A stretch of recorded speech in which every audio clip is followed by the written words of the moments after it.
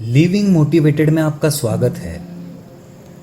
भगवान बुद्ध एक गांव में ठहरे हुए थे।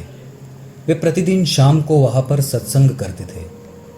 भक्तों की भीड़ भी होती थी, क्योंकि उनके प्रवचन से जीवन को सही दिशा बोध प्राप्त होता था। बुद्ध की वाणी में गजब का जादू था। उनके शब्द श्रोता के दिल में उतर जाते थे। एक युवक प्रतिदिन बुद्ध का प्रवचन सुनता था। एक दिन जब प्रवचन समाप्त हो गया तो वह बुद्ध के पास गया और बोला, महाराज, मैं काफी दिनों से आपके प्रवचन सुन रहा हूं, किंतु यहां से जाने के बाद मैं अपने गृहस्थ जीवन में वैसा सदाचरण नहीं कर पाता जैसा यहां से सुनकर जाता हूं। इससे सत्संग के महत्व पर शंका भी होने लगती है। बताइए मैं क्या करूं? बुद्ध ने युवक को बांस की एक टोकरी देते हुए उसमें पानी भरकर लाने के लिए कहा। युवक टोकरी में जल भरने में असफल रहा। बुद्ध ने यह कार्य निरंतर जारी रखने के लिए कहा। युवक प्रतिदिन टोकरी में जल भरने का प्रयास करता, किंतु सफल नहीं हो पाता।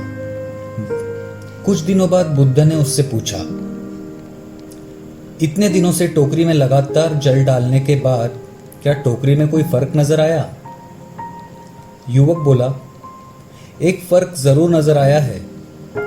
पहले टोकरी के साथ मिट्टी जमा होती थी, अब वह साफ दिखाई देती है, कोई गंदगी नहीं दिखाई देती है, और इसके छेद पहले जितने बड़े नहीं रह गए, वे बहुत छोटे हो गए हैं। तब बुद्ध ने उसे समझाया, यदि इसी तरह उसे पानी में निरंतर डालते रहोगे तो कुछ ही दिनों में ये छेद फूल कर बंद हो जाएंगे और टोकरी में पानी भर पाओगे। इसी प्रकार जो निरंतर सत्संग करते हैं उनका मन एक दिन अवश्य निर्मल हो जाता है।